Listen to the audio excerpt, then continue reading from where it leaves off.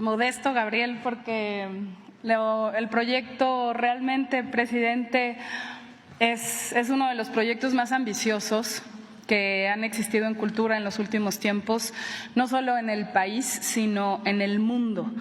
Es un proyecto de justicia urbana, es un proyecto de justicia cultural, es un proyecto de justicia ambiental, y la cultura tiene el poder de unir lo que está separado en otros terrenos. El bosque de Chapultepec pues es algo íntimo para muchas personas, todos tenemos alguna historia en Chapultepec, pero este Chapultepec estaba fragmentado. Entonces el presidente nos encomendó lograr el bosque cultural más grande del mundo, que tuviera en sus distintas secciones la posibilidad de que una familia, una persona con cualquier tipo de movilidad pudiera recorrer de la primera a la nueva cuarta sección y que llevara el asombro del poder de la cultura, de la posibilidad de descubrir. Y creo que me voy a ir al mapa, si puedo tener un micrófono, porque pues Chapultepec se recorre definitivamente. Muchas gracias. Gracias, presidente. Esta es la primera sección de Chapultepec, quizá la más conocida por muchos. Aquí está el Museo Nacional de Antropología, el museo más importante de México y uno de los más importantes del mundo, el Auditorio Nacional. Esta primera sección pues tenía 17 hectáreas aquí que hacían que no se pudiera unir este bosque. Esas 17 hectáreas comprenden la residencia que entonces era la residencia oficial de Los Pinos, la residencia de los presidentes, y gracias a que el presidente decidió no vivir ahí y abrirla a las culturas de México, a las culturas del mundo, esta compuerta permite unir estas 4 secciones. Los Pinos es el primer nodo cultural que se abre, son 12 nodos culturales nuevos, además de los que ya existían, los museos, las distintas infraestructuras, los teatros, todo esto existía aquí, pero aquí había, digamos, una ciudad amurallada, y eso nos permite abrir la gran compuerta para el proyecto Chapultepec. En el Complejo Cultural Los Pinos, el 1 de diciembre del 2018 se abrieron sus puertas. Por primera vez, no se han cerrado ni un día, incluso en la época de pandemia el presidente nos pidió recibir a doctores, enfermeros, enfermeras que estaban en la primera línea de combate de la pandemia y vivieron ahí en Los Pinos. Este centro cultural, que tiene una actividad extraordinaria, por ahí está Homero Fernández que lo lleva, ha recibido cerca de 14 millones de visitantes desde el día de su apertura, lo que lo convierte en el centro cultural más visitado del país. Ahí está la Casa Lázaro Cárdenas. Los Pinos empieza con una casa de un tamaño coherente del general Cárdenas. Se funda Los Pinos ahí. Si ustedes van, no van a encontrar pinos. Se llama así porque era el bosque donde conoció a doña Amalia. Y es ahí donde se funda esa residencia, pero después fue creciendo. La Casa Miguel Alemán se convierte, el general Lázaro Cárdenas decide no vivir en el castillo de Chapultepec y funda la residencia oficial de Los Pinos. Y ahí se fue construyendo, digamos, otros castillos. Y pues ahora todo eso está transformado en infraestructura cultural. El antiguo edificio Molino del Rey es el segundo nodo que se abre en Los Pinos, que es un edificio del siglo XVI, intervenido ahora, remodelado por Oscar Hagerman, y se funda ahí Sencali, la Casa del Maíz y la Cultura Alimentaria. México, con el poder de la cultura alimentaria que tenía, no tenía en la Secretaría de Cultura una línea de trabajo de este poderoso elemento. Ahí alrededor están las cocinas tradicionales, el solar, un mercado que pueden visitar para comer sanamente, de manera está con precios justos, ahí venden los sembradores de vida los fines de semana y pues ese es el segundo nodo que se abre como Museo del Maíz y la Cultura Alimentaria. Y en la primera sección, en lo que era un estacionamiento, ustedes recordarán un estacionamiento que estaba enfrente del Auditorio Nacional, que salía a Reforma, un terreno extraordinario que le llamaban estacionamiento ecológico, que pues es una idea extraña eso de un estacionamiento ecológico. Se transformó en el pabellón escénico. Es un espacio que tiene jardines de polinizadores y un teatro y un espacio para las artes escénicas, para el teatro, para la danza, para la música, que se abre y se integra al bosque. De ahí podemos cruzar a la segunda sección gracias a dos esculturas caminables diseñadas por Gabriel Orozco, que son las calzadas flotantes. A partir de la apertura de Los Pinos podemos llegar al nuevo Parque Aztlán por una de ellas y por la otra calzada que justo sale del jardín y pabellón escénico. Ustedes pueden entrar por Reforma, junto al auditorio, caminar el jardín y pabellón escénico, ver algún espectáculo y cruzar y llegar al Parque Rosario Castellanos, que también estaba en abandono. Ese Parque Rosario Castellanos hay una escultura muy bella de Rosario Castellanos que fue restaurada, que estaba vandalizada. Y bueno, este trabajo, el pabellón escénico, fue un concurso que ganó el arquitecto Isaac Michan e hicieron un trabajo muy bueno. Las cocinas de Sencali están a cargo de Juan Carlos Cano y son unas cocinas que están muy vivas. En la segunda sección, la nueva infraestructura es el pabellón de cultura comunitaria, que era un área administrativa de Los Pinos. Es donde se cargaba gasolinas, donde habría una parte administrativa que le servía a Los Pinos. Ahí es el nuevo pabellón de cultura comunitaria, la están interviniendo Isabela Abascal y Sandro Arienzo como arquitectos, y será el espacio para los semilleros creativos, una sede al fin. Y aquí hay otro puente que une a estas colonias con el bosque. El Centro de Cultura Ambiental, que ya habló el jefe de gobierno, es un espacio que se desplanta donde había otro estacionamiento. Ese estacionamiento se convierte en un espacio para mostrar la riqueza ambiental del bosque, la historia, el hilo conductor que es el agua, y ahí se muestran los vestigios arqueológicos que hemos encontrado durante el desarrollo de este proyecto. En México siempre vamos a encontrar la memoria de nuestros ancestros ahí, y hay piezas olmecas en Chapultepec que están expuestas que se encontraron en Chapultepec y están expuestas en el Centro de Cultura Ambiental. Este proyecto, que es un proyecto de proyectos, va abriendo sus nodos nuevos y se van habitando de manera inmediata. Este gran abanico que vemos aquí es el Panteón de Dolores. Este panteón es el primer panteón civil de México, 120 hectáreas. Aquí está la rotonda de las personas ilustres.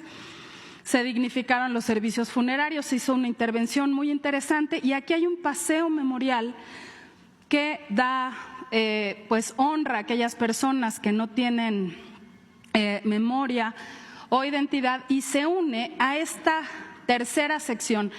Aquí es la parte más agreste del bosque, lo que no se podía ni siquiera transitar, las barrancas que se veían de calle 10 o sencillamente no se conocían, eran muy peligrosas, y ahora se pueden transitar en un proyecto de senderismo urbano que hizo la Secretaría de Medio Ambiente de la Ciudad de México, y se puede entrar desde el Panteón o desde el parkour. Ustedes se acordarán de un parque acuático, el Atlantis.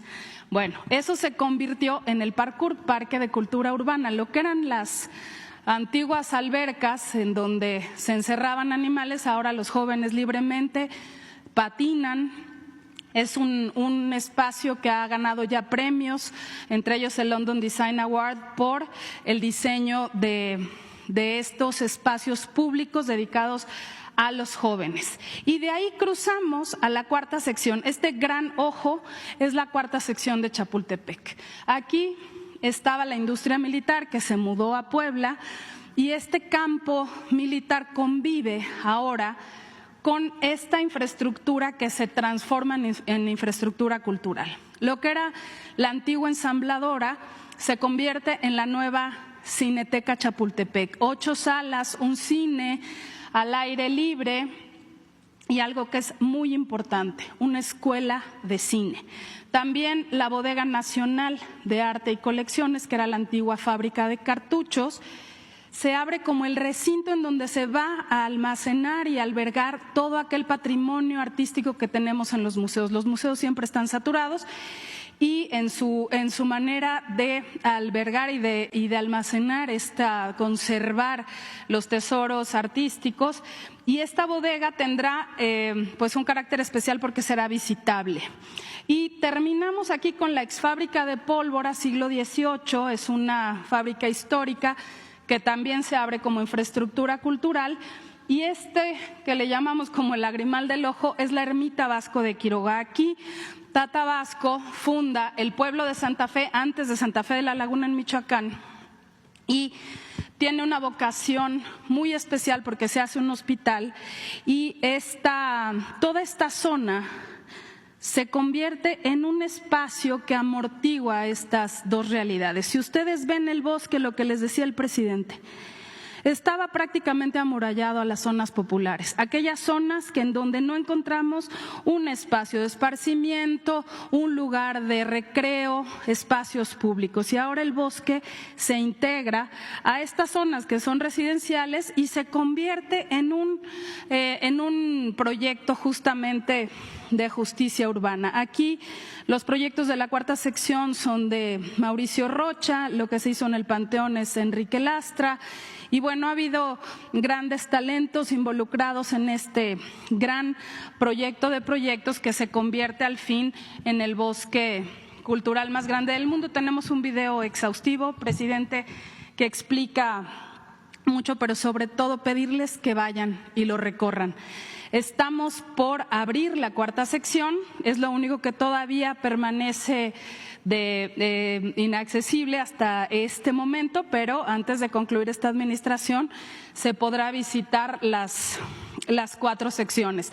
Y solo por poner un ejemplo, porque mucho se ha hablado del costo de este proyecto, que son 10,500 millones de pesos, un poco más.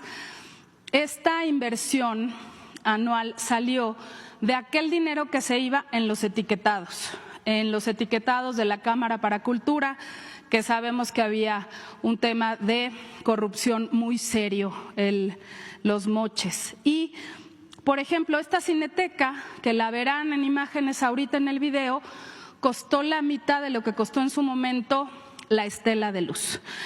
Todas estas 4 secciones se verán unidas por la tercera línea de cablebús. El cablebús parte de Los Pinos, la primera estación, y cruza a través de 6 estaciones. La segunda está cerca del Panteón y del Pabellón de Cultura Comunitaria. La tercera está en Charrería, que es lo que está reconocido como Patrimonio Cultural de la Humanidad, la Charrería, cerca del Lienzo Charro. La cuarta estación está en Parkour, es la estación más grande y que da vuelta justamente a la cuarta sección. Está el Colegio de Arquitectos ahí. La quinta estación es la Cineteca Nacional, ahí está la quinta estación del cablebús.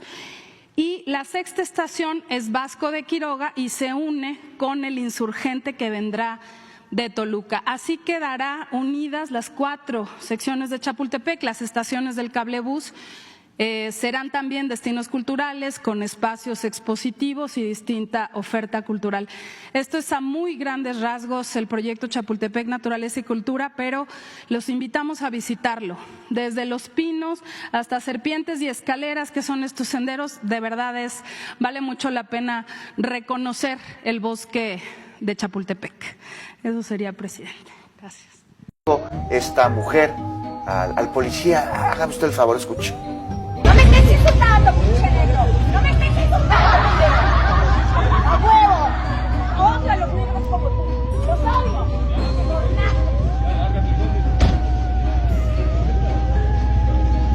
¡Odio a los putos negros como tú, culeros, güey! Porque negros están bien, pero culeros los odio.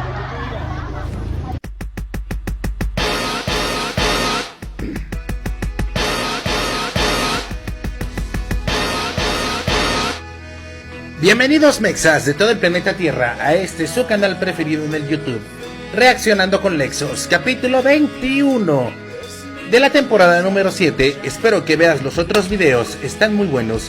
Bueno, pues Juan Becerra da su punto de vista acerca de la Lady Condesa racista. Le dijo negro a este señor, que claro, blanco no era, ¿verdad? Y lo de culero, eso sí, quién sabe. Ay, mexas, cuántas cosas no les hemos dicho a los policías todos los mexicanos.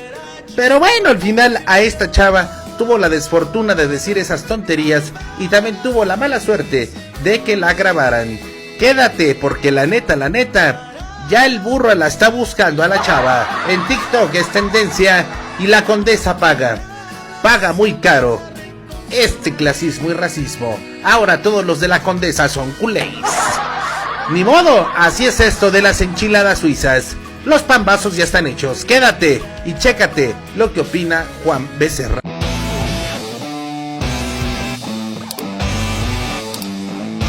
No debería tener cabida ni aquí ni en ningún otro lugar, ni hoy ni nunca. Lo que hay que ver, no paramos de lores ni de ladies. Una mujer totalmente, pues dicen que fuera de sus cabales. Yo no sé qué tanto fuera de sus cabales o dentro de sus prejuicios y patologías, y sin importarle violar el reglamento de tránsito, sí es cierto, insultos racistas y en injurias en contra pues de un policía de la Secretaría de Seguridad Ciudadana de la capital del país, que estaba haciendo su trabajo en la colonia Condesa. Pues el policía se disponía a colocarle una araña inmovilizadora a su auto y pues vamos a escuchar parte de lo que le dijo esta mujer al policía. Hágame usted el favor, escuche. No me estés insultando, pinche negro. No me ¡Ay, estés la madre! insultando, culero. Odio a los negros como ¿Con esa boquita comes, mamacita? odio a los putos negros como tu culero. Porque negros está bien, pero culeros los odio. ¿Qué ojéis? No, sí le fue bien feo al chavo. Pues cómo escucha, imagínense. Y sabe que pues se da a conocer este video y comienza a volverse viral en redes sociales. Y una campañita, ya sabe usted de quiénes, de estos que tergiversan información, de los montajes, diciendo, están polarizando quienes suben ese video. No está polarizando. No, pues no. Está denunciando una agresión clasista y racista a un policía de la Ciudad de México. Tendría que haber una sanción, O sea, no puede quedar impune una acción como esta. Tendría que responder ante la autoridad. Yo no le digo cómo, pues yo no soy juez, pero se tendría que levantar primero una carpeta de investigación.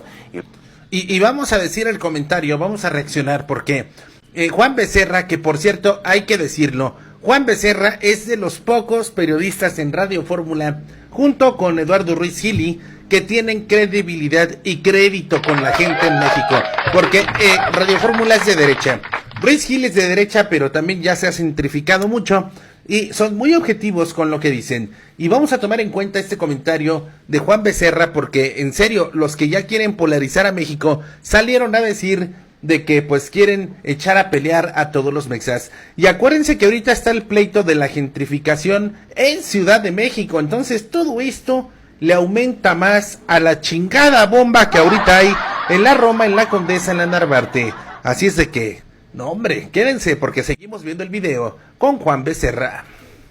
La autoridad judicial resolver para que quede un precedente, porque ya estamos hartos de lores y de ladies. Hagan usted el favor hablarle así a un policía que está haciendo su trabajo. Polo Espejel, pues lamentable esta situación, ¿no?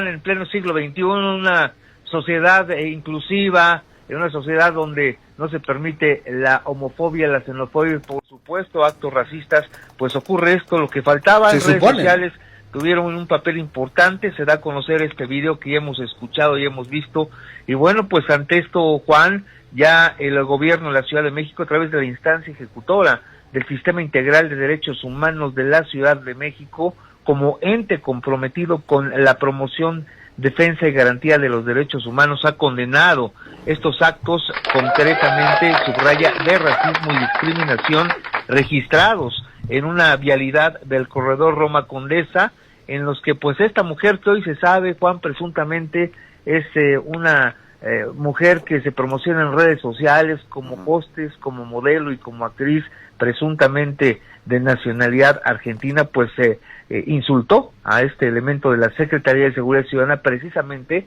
pues molesta porque querían colocarle este inmovilizador por no cumplir con el pago de parquímetro en una vialidad donde está estipulado pues esta administración vial en un horario en el que estaba vigente, y pues que esta mujer simplemente, así como la vemos, pues no quiso pagarlo. Y vamos a decir las cosas fuertes y claras, mixas, así como es. Luego, este tipo de gentes, discúlpenme que lo diga así como es seco, son de otro país, especialmente los argentinos, son unos hijos de la bola. Y la verdad, siempre se sienten dueños de la Roma de la Condesa de la Narvarte. Se sienten dueños de México. Se sienten los más chingones, se sienten los mejores modelos, los mejores actores, los mejores músicos, las mujeres que también se prestan al servicio íntimo. Las mejores hostes con pago con masaje incluido. Y se creen lo mejor de todo y siempre tratan bien mal a los mexicanos. Ah, no, pero se van a Argentina y son unos pobres boludos que no tienen para tragar. Porque el Diego les da nada más con creer que la Argentina va a ser campeona del mundo. Pero llegan a México y la verdad los mexicanos sí nos mochamos con las propinas, ¿eh? Que no se les olviden, mis queridos argentinos, italianos y la chingada que estén en México, que nuestro país les abre los brazos y les da mucho amor, como para que ustedes lleguen y denigren y le den el comentario al negro culero. Pues no se me hace justo, porque si nosotros les contestáramos, les dijéramos, como dirá el Santiago Krill, me están culpando porque tengo ojo verde, estoy recibiendo racismo a la inversa. Oigan esa chingadera. Y obviamente no se les dice, ande pinche vieja zombie pálida, pareces muerta parada. Pues obvio no, nadie les dice eso porque eso ya es racismo. Pero es cierto que los extranjeros en México se quieren pasar de rosca y de galletas. Y si no, pregúntenle a aquel chavo que también agarró una roca en la Condesa y se la quiso aventar a otro ciclista que iba a pasar y que nada más porque se le atravesó al chavo se la hizo de jamón. ¿Cómo ven? Y le decía, acércate que te voy a romper la madre. Ah, pero el otro güey con una pinche piedrota en la mano. Eso no se vale, mexas. Debemos de dejar de lado ya esto de que los extranjeros se sienten la verdad de Dios en México. Debemos de hacer las cosas parejas y claras en todo el territorio nacional.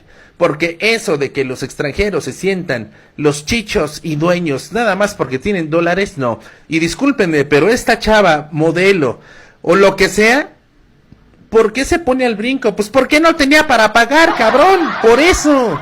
Entonces, pues no que mucho dinero, no que muchos las pueden. Yo, por ejemplo, yo saco dinero del cajero y me vale madres la comisión. No por eso me siento fifí, ¿no? Porque ella si tiene y le sobra varo, chinga, pues la multa total, mira, Pérez Prado y su orquesta. Pero sigamos escuchando porque sí es cierto, los extranjeros vienen aquí nada más a chingar. Vamos a ver mexas. Molestó, comenzó a incriminar al elemento de tránsito, comenzaron incluso las personas que venían con ella a grabar al elemento de la policía, a agredirlo, y bueno, pues terminó con esta serie de insultos discriminatorios. Por ello, pues se ha iniciado ya una carpeta de investigación, Juan, en la cual, bueno, pues primero se solicitó a las autoridades darle seguimiento, verificar esta mujer, lo cual pues no ha sido ya difícil, tienen las placas de este Mercedes, y bueno, pues seguramente, por cierto, con placas del estado de Morelos, de esos que no pagan tenencia. Ya, clásicos. No podría esperarse otra cosa de esta persona, ¿no? O sea, hubiera sido raro, ¿no? O sea, Y aparte, chingados codos, macizos para pagar. Yo le hago la pregunta del melón, y aquí ya me motivó mi buen Juan Becerra. Y lo tengo que decir, discúlpenme, no quiero ofender a Naiden, pero no que mucho pinche varo tienen. Pues no que ustedes se la Pérez Prado, no que van y compran en Starbucks, no que se van a Polanco a tragar una torta de 1,500 varos. Pues no que mucho pinche varo, como para qué van a Cuernavaca a no pagar la tenencia. Perdón, pero esos de pinches nacos. Perdón, No hay nada como tener un Mercedes, un BMW y pagarlo como Dios manda en la Ciudad de México. Pues no, que mucha pinche lana. Ya me hicieron encabronar. Pero bueno, seguimos aquí en el en vivo porque ya se prendió Mexas. Ha sido extraño que tuviera placas de la Ciudad de México, evidentemente pues es de las que no paga tenencia. Pues sí, pinches Oye, codos. y por eso le van a poner la araña, ¿no? Porque por placa foránea. Pues no es placa de sino que estaba estacionada en un sitio donde hay que pagar el peaje. Oye, ¿el hijo no querrá otra gordita o otro pambacito? Pregúntale si no quiere una baguette del Subway. Claro, pero con placa de la capital, pues si uno comete esta infracción, tiene que pagar una multa. Oye, dirían por ahí, ¿no que un México sin hambre, Claudia? Exactamente. En el vehículo. Pues te movilizan el vehículo, tienen que retirar una placa para garantizar la multa, el pago de la multa. Pues esto no ocurrió. Sí, es Argentina, porque ¿Quieres empezar una carrera el hijo en tiene la tecnología? playera Pero no de puedes. Argentina, boludo, pues tiene la del Diego.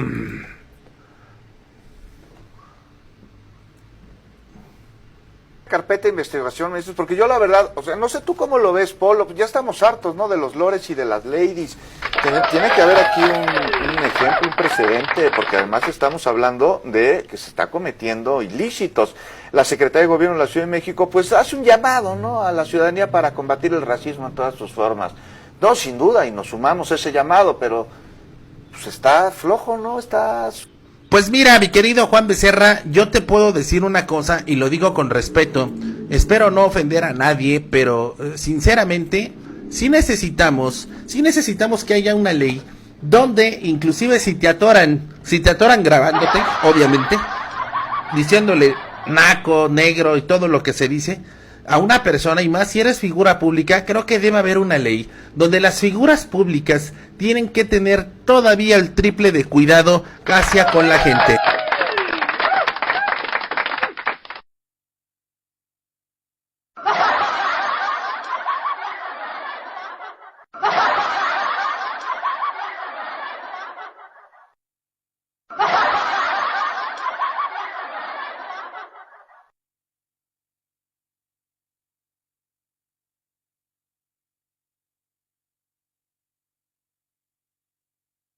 Una multita no estaría mal. Ah, chingao, ya no sé si se grabó. Se apagó esta madre. Pero estaba yo diciendo de que pues me la hacía de fresa, güey. Que yo jamás te voy a decir negro, ni naco, ni chinto, ni la chingada, porque no soy clasista, güey. ¿Vale? Cuando yo sea famoso. Vamos a acabar de ver el video porque sí está bueno, Mexas. ¿No? O sea, como que tendría que haber pues una sanción por parte de la autoridad. Me dice que hay una carpeta de investigación. ¿Por qué Pues delitos? eso es lo que, por lo menos hay una carpeta interna de acuerdo con lo que da a conocer esta Pues ya mínimo, instancia cabrón. del gobierno capital. Y repito, instancia ejecutora del Sistema Integral de Derechos Humanos de la capital del país. Aparentemente lo que se sabe es que ya hay una ubicación de esta mujer, se conoce su filiación, se debe tener ya los datos, hay un convenio de colaboración, por supuesto, entre ambas entidades, es decir, de la Ciudad de México y de Morelos. No sabemos si esta mujer habita en la capital del país. Ah, pues o obvio que vive justamente aquí, güey. es una ciudadana que paga sus derechos y tiene derechos exigibles en la entidad morelense, pero el caso es que seguramente, Juan, luego de haberse hecho viral, pues habrá de imponerse una sanción ejemplar para esta mujer. Ayer justo la jefa de gobierno, Clara Brugada, en un evento allá en Xochimilco, pues daba a conocer, Juan, que se van a implementar medidas para evitar que durante las marchas, esto por el caso que hubo también allá en la colonia... No, que un México sin hambre, Claudia, del gordito. Ay, mexicanos, pues esto de las enchiladas y pues también de lo que es la gentrificación en México está cabrón. Pero bueno, Mexas, les agradezco el favor de su atención, su fina atención.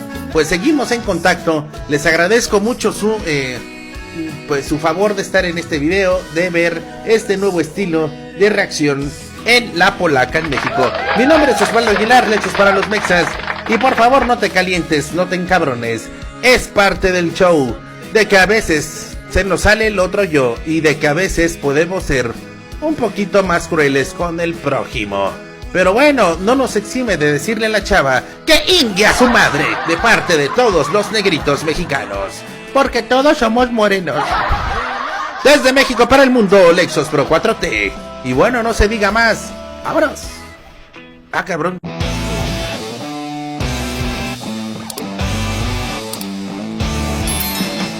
Gracias, senadora Lilia Margarita Valdés.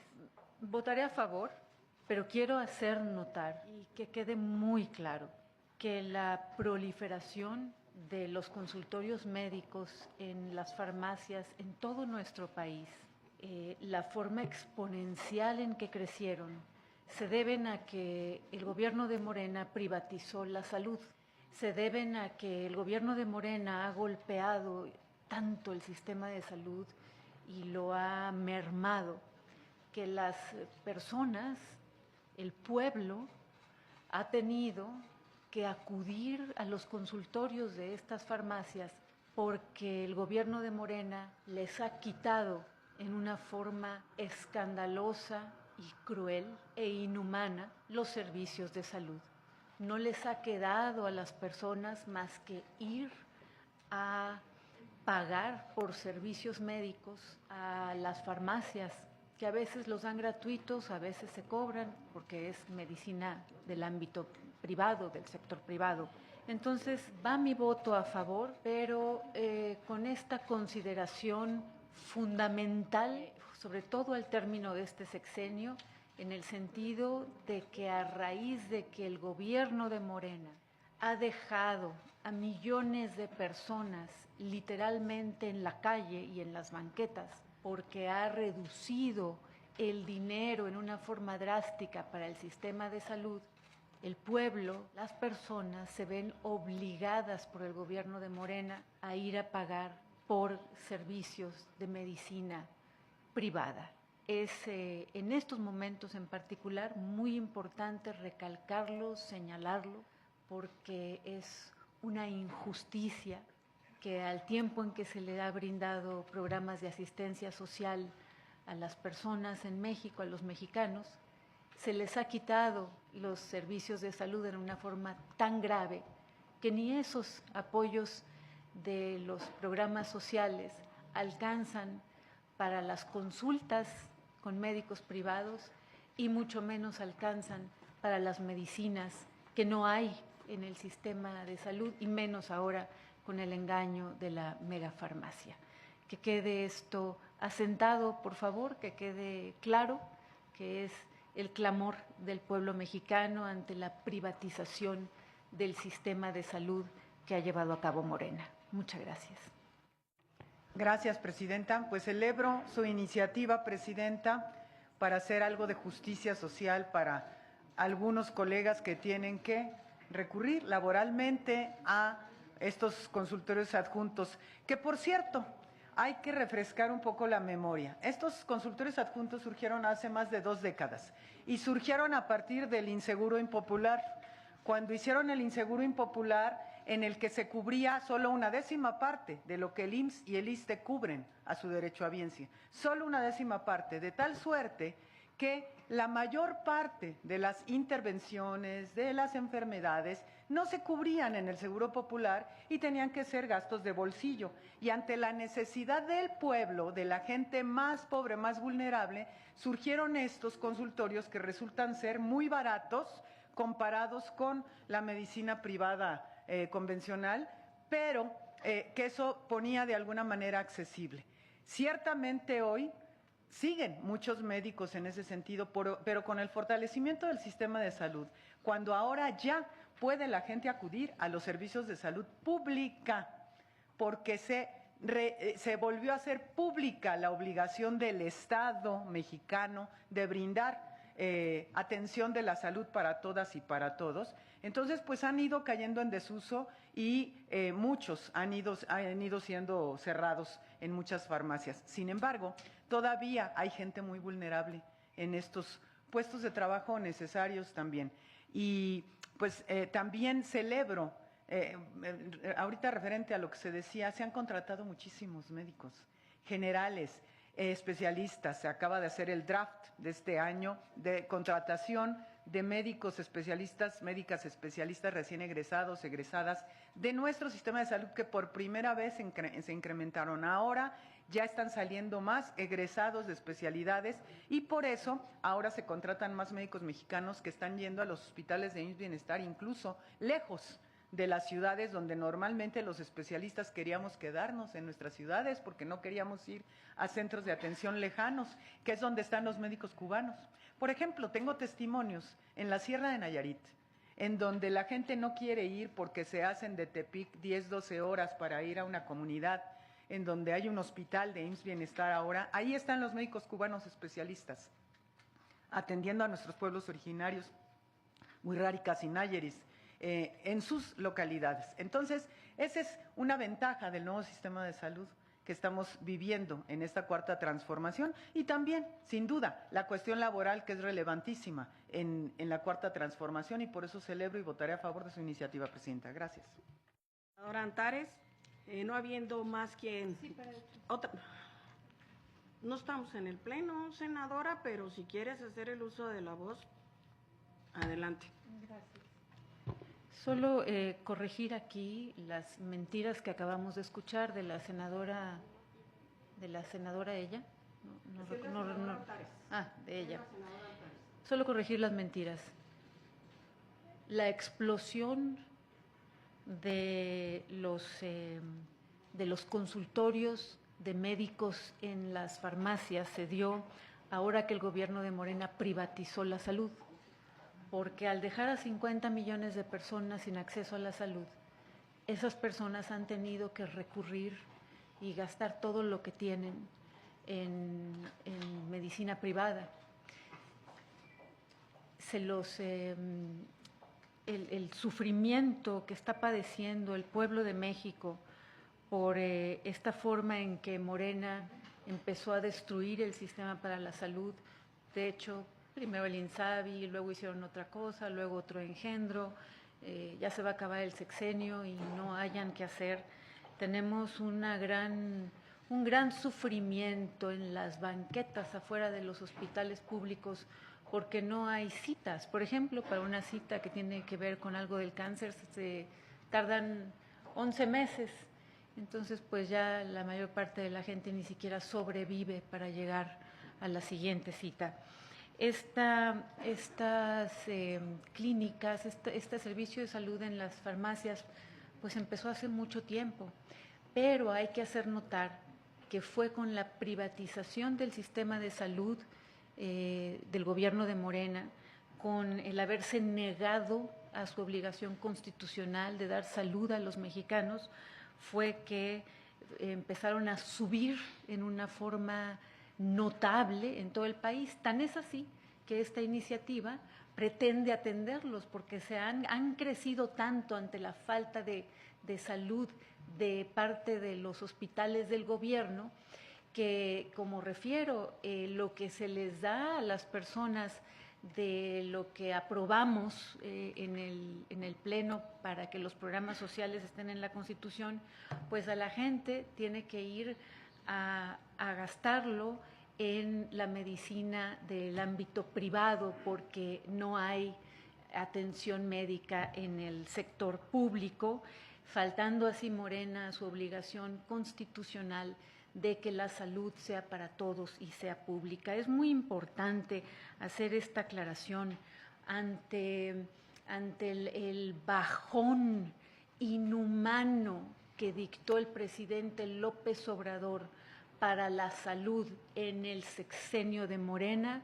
Quienes han muerto, han enfermado y han tenido que usar el dinero de los programas sociales en medicina privada, pues han sido los mexicanos. Esa es una verdadera injusticia, esa es la inhumanidad más grave que vemos y es el pueblo de México quien está sufriendo porque el dinero para la salud se lo llevaron, lo desviaron hacia obras que no tienen, que ni siquiera han funcionado ni han brindado ningún beneficio a la sociedad.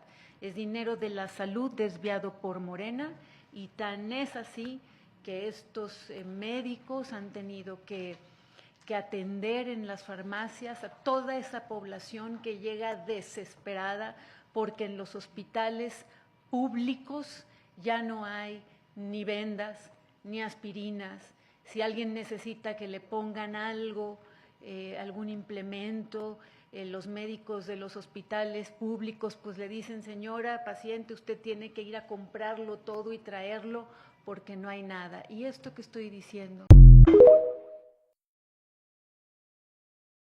Andrés Manuel López Obrador inició su carrera política en el PRI a mediados de la década de los años 70. Entonces estuvo al frente de diversos programas para el desarrollo de los pueblos indígenas y afromexicanos del país y colaboró en el diseño de planes para zonas deprimidas y grupos en riesgo de exclusión social. Dirigió el Instituto Indigenista de Tabasco y más adelante se trasladó al Distrito Federal para asumir la dirección de promoción social del Instituto Nacional del Consumidor.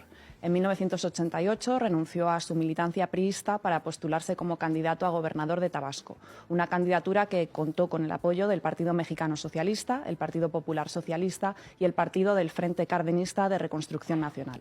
El PRI obtuvo una victoria aplastante en medio de una campaña plagada de irregularidades y acusaciones de fraude electoral. En 1989 se funda el Partido de la Revolución Democrática, el PRD, y López Obrador se convierte en el presidente estatal del partido en Tabasco.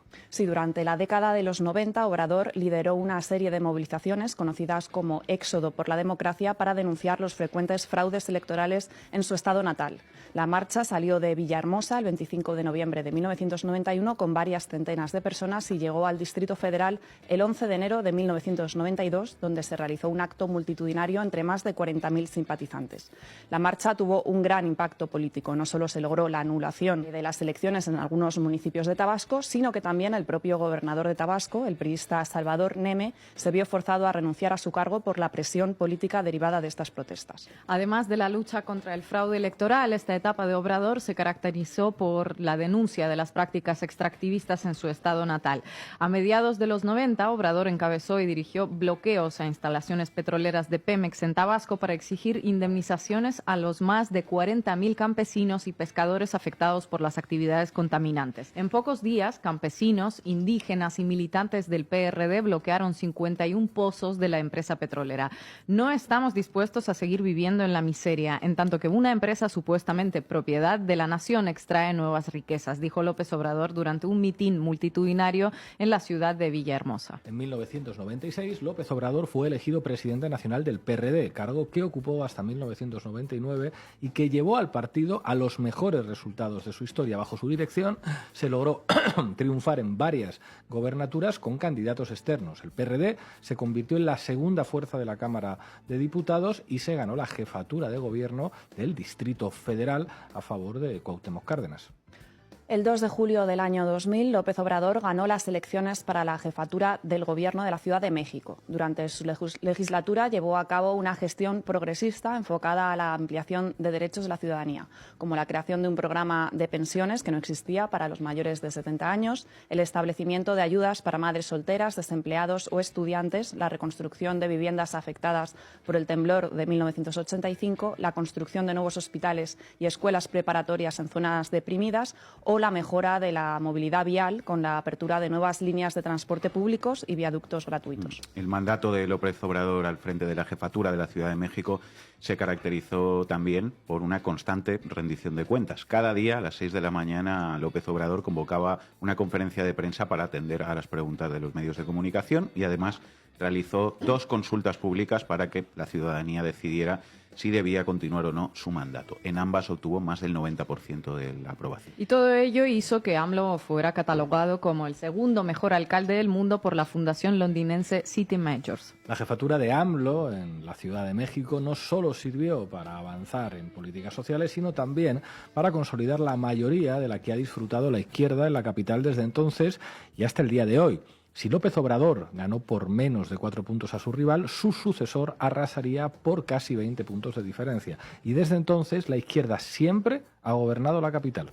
En 2006, López Obrador presenta su primera candidatura a las presidenciales del país bajo el paraguas de la coalición Por el Bien de Todos, en la que estaba integrado el PRD. Se presenta con un programa que propone abandonar la senda neoliberal en la que México está instalado, pero un fraude electoral masivo le impide ganar y le da la victoria al candidato del PAN, Felipe Calderón. En 2012, López Obrador vuelve a intentar convertirse en presidente de México, pero las maniobras del PRI y los grandes apoyos mediáticos con los que cuenta el partido llevan finalmente a Peña Nieto del PRI a la presidencia del país. tal y como señala el historiador Massimo Modonesi, a pesar de que en ambas ocasiones AMLO figuraba al frente de todos los sondeos, el vencedor acababa siempre siendo el candidato del establishment. Sí, pero esto es algo que sucedía en México, de hecho, mucho antes de la primera candidatura de López Obrador. En 1988, Cuauhtémoc Cárdenas se erige como disidente interno del partido que está en el poder, rechazando su nueva línea política. La noche del escrutinio, y a pesar de que el candidato va por delante en todos los sondeos, el sistema de conteo se descompone y cuando vuelve a funcionar, su adversario, Carlos Salinas de Gortari, está a la cabeza. En 1994, el candidato del PRI, Luis Donaldo Colosio Murrieta, que había amenazado con romper la línea política de su predecesor, es asesinado. En el año 2000, después de 71 años de gobiernos ininterrumpidos, se rompe la hegemonía del PRI y el candidato del PAN y exdirectivo, por cierto, de Coca-Cola, Vicente Fox, es elegido presidente de México. La banca siempre gana. López Obrador era plenamente consciente de las dificultades que entrañaba disputar el poder en un juego electoral en el que las cartas estaban amañadas de antemano. Para cambiar las cosas solo hay dos opciones: la lucha armada o la vía electoral. Yo creo que es posible transformar México de manera pacífica y, por lo tanto, aunque las cartas estén echadas, yo me lanzo a la batalla electoral. No es una contradicción, es simplemente que no tengo elección. A veces es un camino más difícil que la vía armada, porque se choca contra el Estado, un Estado antidemocrático y autoritario. No me hago ilusiones, ya fui víctima de fraude electoral, pero no he perdido la esperanza. Esto fue lo que dijo López Obrador. Y finalmente López Obrador logró una victoria en ese juego amañado de antemano. El 1 de julio de 2018 se convirtió en presidente de México tras ganar por una diferencia de más de 30 puntos a su contendiente más cercano.